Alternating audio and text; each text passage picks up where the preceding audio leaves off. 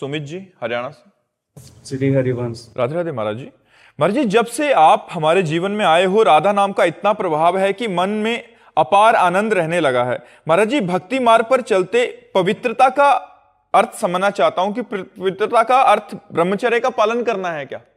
नहीं, पवित्रता का अर्थ है शरीर पवित्र करना, वाणी पवित्र करना और मन पवित्र करना। शरीर पवित्र, जैसे आप शौचालय गए तो उतने ही वस्त्र पहन करके जाइए जितने धो सकते हो, नहीं तो आजकल तो बंद व्यवस्था है। आप शौच हुए, स्नान किए, अंगोछे से पोछा और फिर अपने कपड़े धारण कर लिए। अगर आप शौच वाले कपड़े पहने हैं तो आप अपवित्र हैं। पवित्रता का जितना निर्वाह करोगे उतना बढ़िया चिंतन चलता है।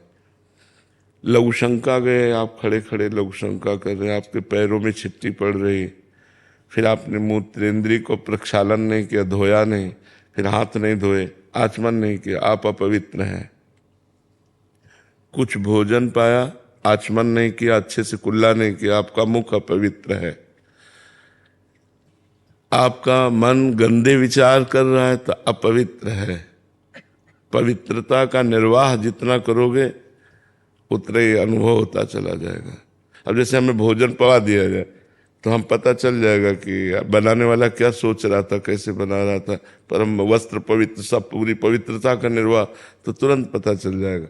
तो ऐसे हम पवित्र रहें तो हम अपने मन को जान सकते हैं, अपनी बुद्धि को जान सकते हैं, मन बुद्धि को भगवान में लगा सकते हैं। अब हमारा मन कहाँ गया क्या, इसलिए पवित्रता का निर्वाह करना अत्यंत आवश्यक है।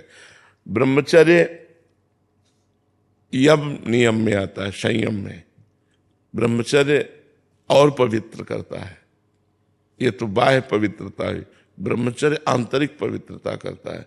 यदि हम गृहस्थ में भी हैं तो जितना खींच पावें, महीने, 2 महीने, 4 महीने ब्रह्मचर्य रहे, जितना अधिक से अधिक। ब्रह्मचर्य एक अमोघ शक्ति है जो आपको हर समय उत्साहित रखेगी, स्मृतिवान रखेगी, शरीर को स्वस्थ रखेगी, मन को स्वस्थ रखेगी, नेगेटिव विचारों को रौंद देगी, पॉजिटिव विचारों को उत्पन्न कर देगी।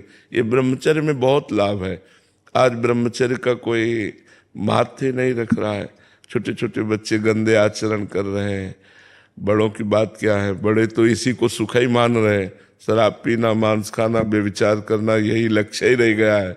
कोई बिरले ऐसे हैं जो इससे हट करके थोड़ा आत्मानंद, भगवदानंद, सत्संग की तरफ चल रहे हैं, तो कुसंग की तरफ ही जा रहे। शराब पीना, ये करना, वो करना, गंदे आचरण करना।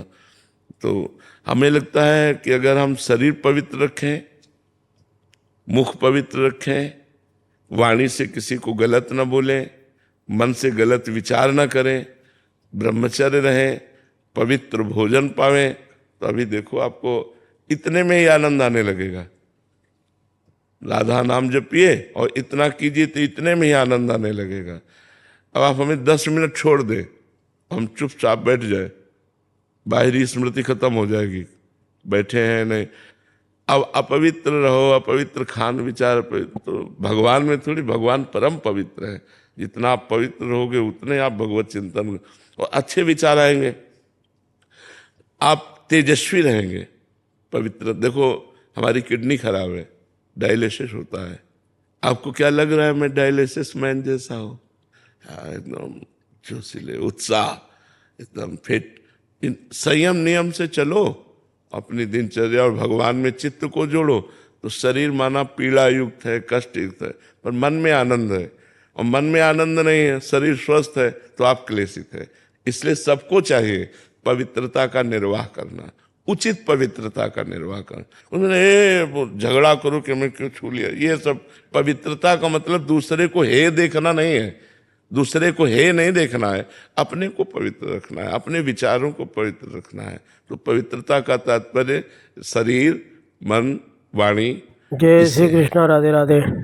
प्रेमानंद जी का महाराज का वीडियो कितना अच्छा है, कितने अच्छे बता रहे हैं, कितने व्यवहारिक समझा रहे हैं प्रभु के बारे में।